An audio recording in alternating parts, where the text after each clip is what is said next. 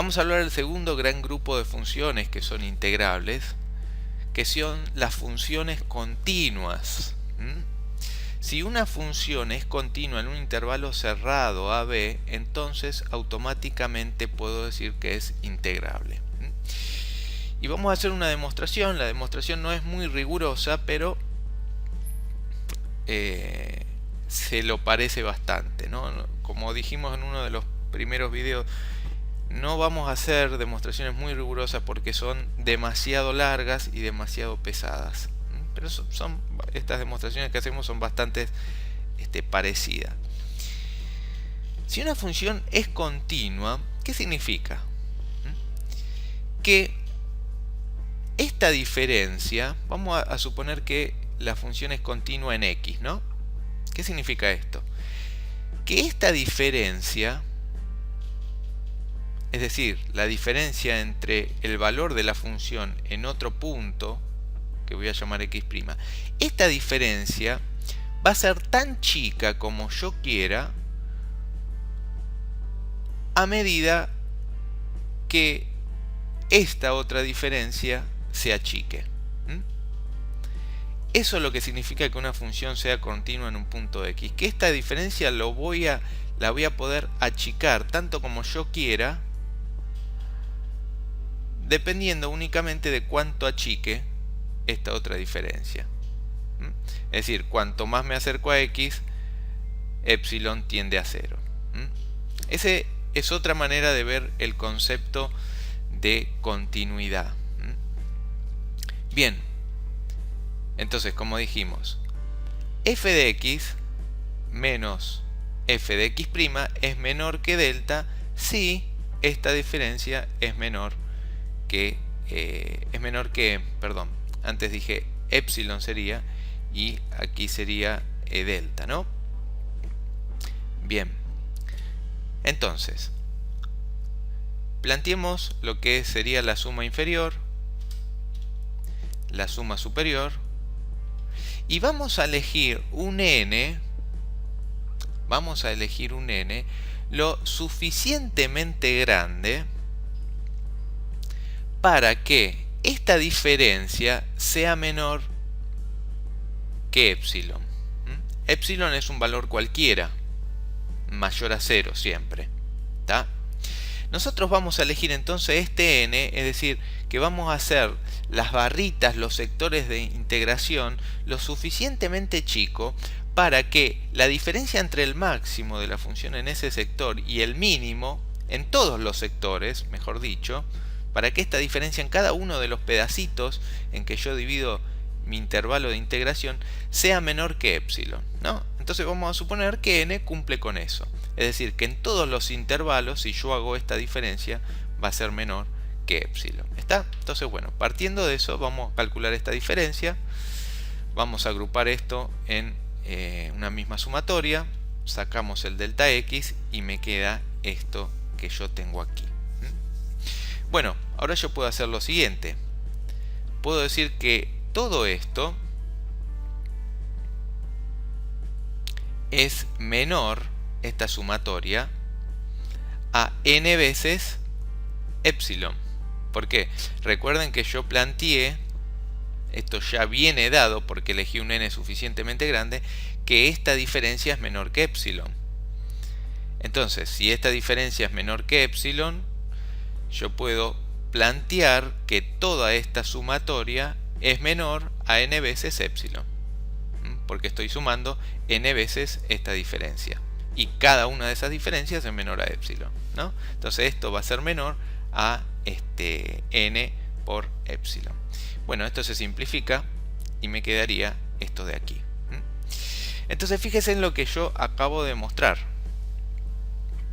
Yo partí de una función continua y lo que pude yo hallar es que la diferencia entre la suma inferior y la suma superior va a ser siempre menor a esto, a b menos a por epsilon. Epsilon es un número que yo elijo.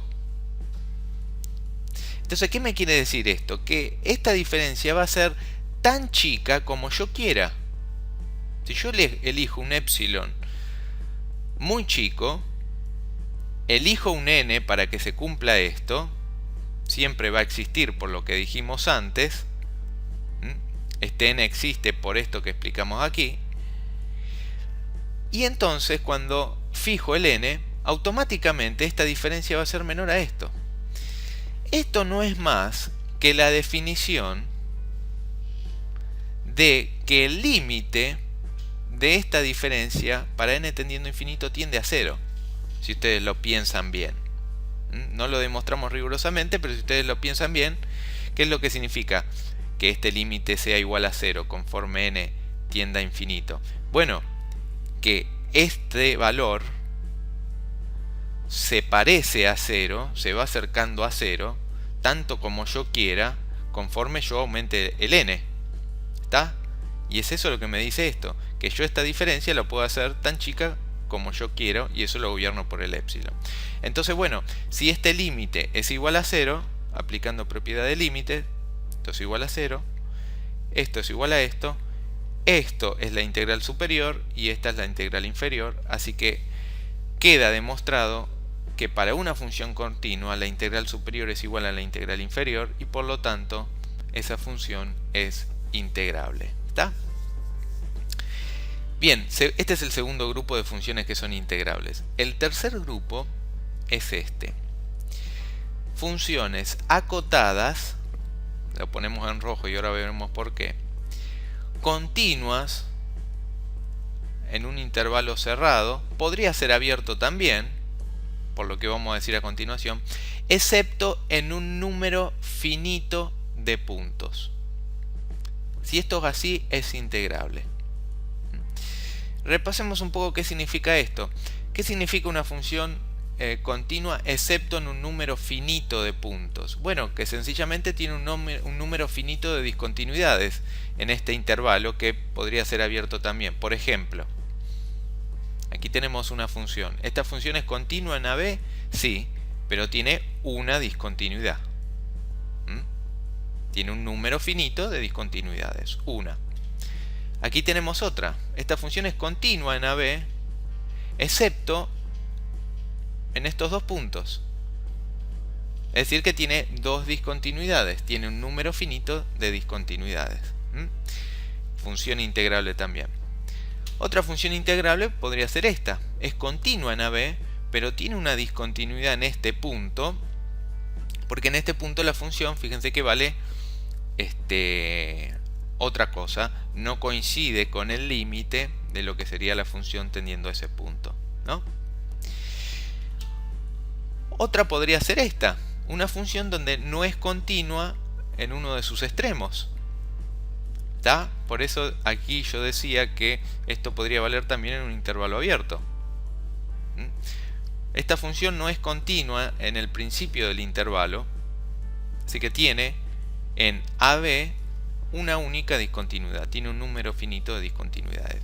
Es decir, que puede tener 1, 2, 3, 4, 5, 1000 discontinuidades en un intervalo, pero si es continua en todo el resto del intervalo, la función es automáticamente integrable. ¿Está? Hablemos de esta función. Esta función es continua en AB, excepto en A, porque en A ustedes ven lo que tiene aquí, una asíntota vertical. Es decir, que el límite para x tendiendo a tiende a infinito. Aquí tiene una discontinuidad. ¿Es esta una función integrable? No. ¿Por qué? Porque si bien tiene un número finito de discontinuidades, no es una función acotada. Fíjense, no es acotada porque el límite tendiendo a de la función es más infinito. Entonces, aunque tenga un número finito de puntos, no cumple con esta condición. Así que esta función no cumple con ser acotada y tener un número finito de discontinuidades. Bueno, así que esas son las tres condiciones que hemos visto. Funciones acotadas y monótonas, funciones continuas y funciones acotadas continuas en AB excepto en un número finito de puntos. Estas tres por separado, no se tienen que cumplir las tres juntas, por supuesto, por separado son condiciones suficientes. Con que se cumpla una automáticamente es suficiente para que la función sea integrable. ¿Está? ¿Qué significa condición suficiente? Y lo voy a explicar porque es algo que muchas veces no se entiende. Porque desgraciadamente en muchos cursos de análisis matemático se tendría que explicar también un poquito de lógica matemática. ¿Qué significa que sea una condición suficiente? Bueno, tomemos por ejemplo esta, la segunda. Sea f de x continua una b, lo que acabamos de ver es que esto implica que la función es integrable. Ahora bien, si f de x no es continua una b, ¿implica esto que la función no es integrable? No, esto está mal. Que la función sea continua en AB es suficiente para garantizar su integrabilidad. Pero si no es continua, no podemos decir nada de la función. No podemos decir ni que sea integrable ni que no. Así que esta afirmación, hay que tener cuidado con esto, con estos teoremas.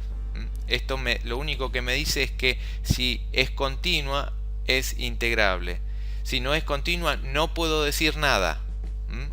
No es que puedo decir lo contrario, así que esto es falso.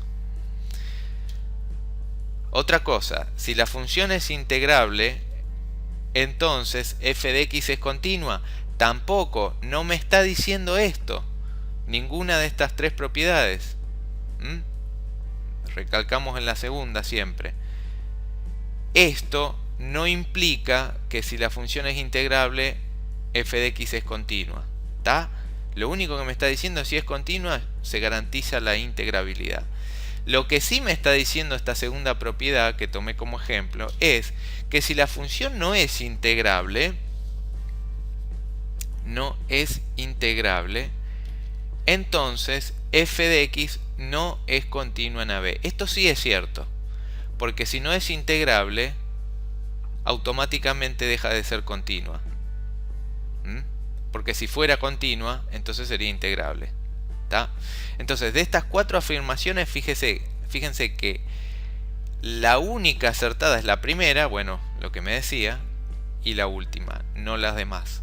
Así que tengan cuidado de cómo toman estas tres propiedades que hemos visto. ¿Está? Muy bien, espero que les haya gustado y servido este video. Nos vemos en el próximo video. Chau.